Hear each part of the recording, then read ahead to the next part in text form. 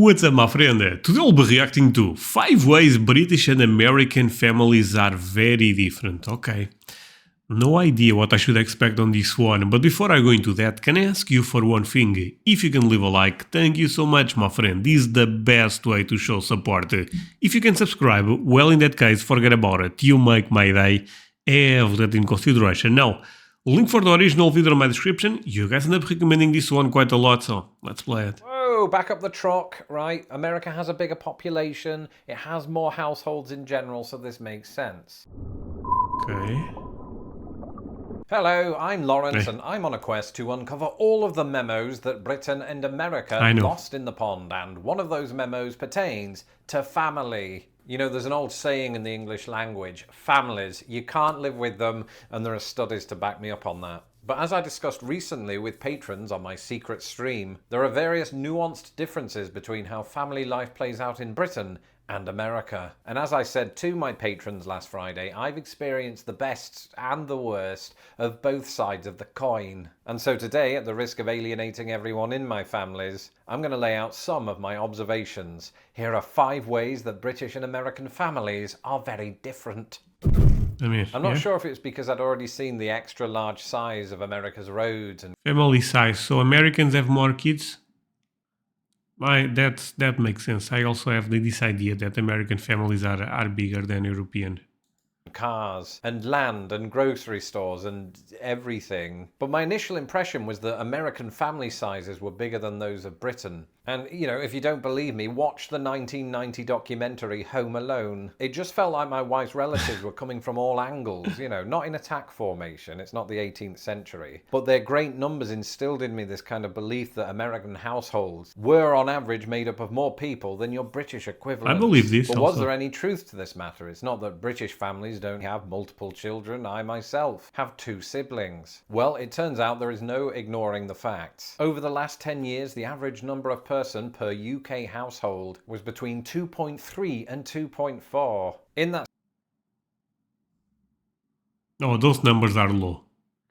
Americans have like 3.5, 4.5 between those. I would say.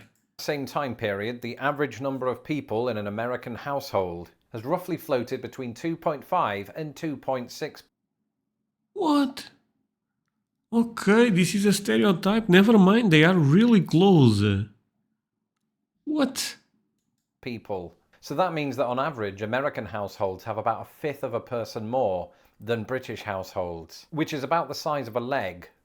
What's going on, America? Well, one thing that I've noticed that might accommodate this slight increase in family size is the relatively large size of American houses, which, as I pointed out in a video 2 years ago, are just bigger, which, you know, might account for these. My family might not be typical, but when I was growing up in Britain, we had parties at our house for 2 occasions, and those 2 occasions were Christmas and birthdays. For Christmas, it would just be a small gathering of humans that could fit inside our English living room. And for birthdays, and we're particularly talking about childhood birthdays, it would usually be about 6 kids, one of whom was inevitably thrown out for disruptive behavior. Okay, I also relate with this.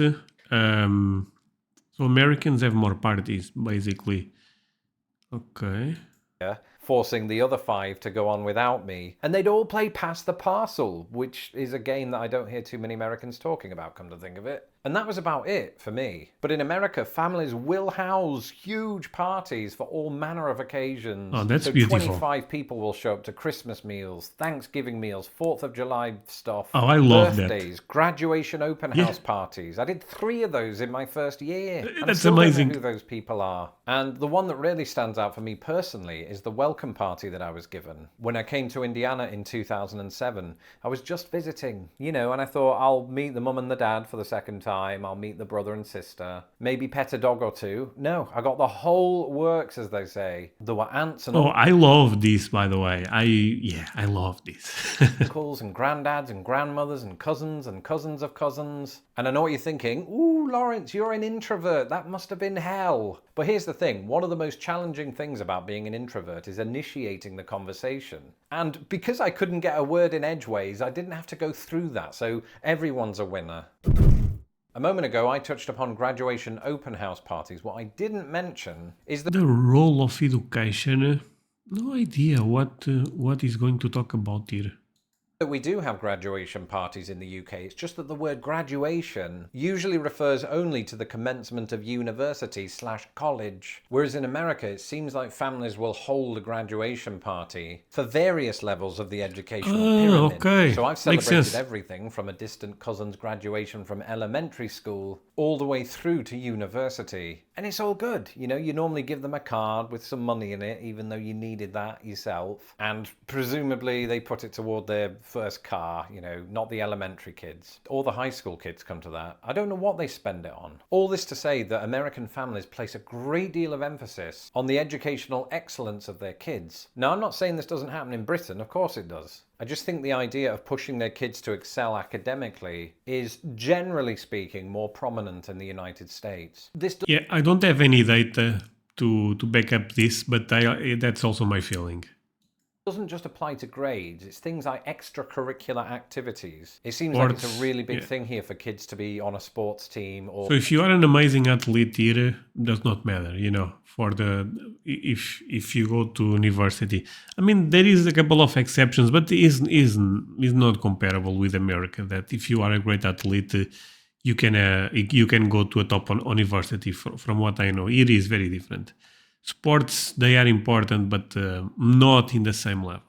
Or to be in band, or to do, what was it called? Yes, colour guard. That's where you throw the sticks and the flags in the air and you catch them in ways that I can't even comprehend. And American families are super supportive of this. You know, many of them will go and watch their kids perform, and I've even been to a few myself. I like that. And what can you say at the end of such an event? Oh, your flag throwing skills were really impressive, presumably. I mean, I don't know the rules. The point is, whether we're talking about football or marching band or honour society, it seems to me that a kid's extracurricular activities play a larger role in the dynamics of an American family I believe opposed this. to a British one. I sort of hate this bit because I don't have any data to back it up. It's just all feeling. So instead, let's talk about something for which I do have some numbers. Okay. One of my So this one is interesting. I assume this is basically different generations living inside the house, but I could be wrong on this one. One of my patrons, Jeff, asked me about multi-generational households. What's a multi-generational household, Lawrence? Well, typically speaking, it's a household in which 3 or more generations of family members live together. 3, okay. So it might Or be more. some grandparents, parents, and kids. So an example of this would be Charlie Bucket's house in Charlie and the Chocolate Factory. He lives with his mum and 4 grandparents who, frankly, aren't pulling their weight. But in each country, what percentage of households have this kind of multi-generational makeup? Well, in Britain, the Office for National Statistics suggests that 419,000 households are considered multi-generational, and as a percentage of all the households in Britain, those account for about 1.5%. Okay, that number is low, right? In America, it's probably quite higher than that. I assume at least 5%. I actually, again, talking from the top of my head, I believe in Italy, I believe Italy is one of the countries where you see this the most. I remember reading some studies about this. Don't ask me why. But in America should be what? At least 5%, maybe 4%? In America, it's about 4 million households, but whoa, back up the truck, right? America has a bigger population, it has more households in general, so this makes sense. But even when you do account for that... 4 million. So, okay, this is interesting, 4 million, right? Because America is like what, 350 million people? Something like that. Differential 4 million households is nonetheless 3.2% of all American households. Okay. So the answer to your question, Jeff, is that it appears that American households are twice as likely to be multi-generational. What do we learn from that? I don't know, but it's an interesting fact. And then there's the terminology, the titles that we use to describe a particular family member. And I don't just mean the word plonker. No, I'm talking about the American mom versus the British mum, or pops versus my old man, whereas both Britain and America might refer to... You know what, my friends? Something that I've been realizing is that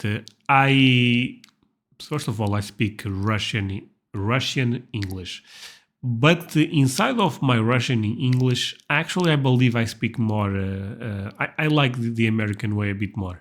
To their younger sibling as younger brother or younger sister. Americans might occasionally refer to that person as their kid brother or Kid brother. Okay, never mind. You guys lost me. Okay, no.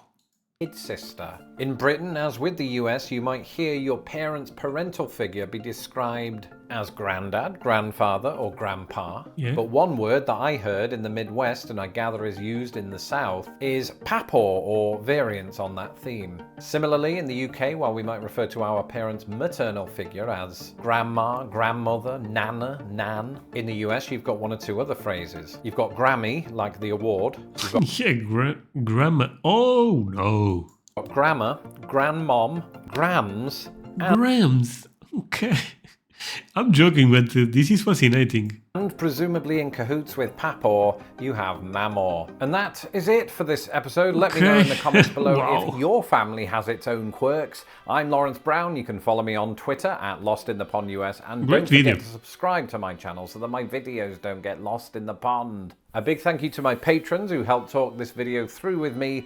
If you would like to support Lost in the Pond, you can do so today at patreon.com/lostinthepond. Until the next video, goodbye. Okay. Great stuff. Lawrence always does great stuff, so nothing to be too surprised. My friends, thank you so much for watching. Do not forget to leave a like. See you guys next time. Bye.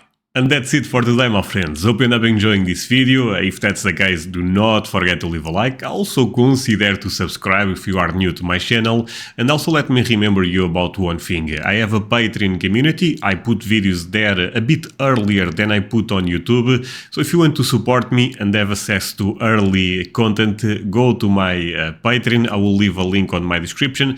Take a look at that. You can also scan the QR code you'll be seeing here. And that's it.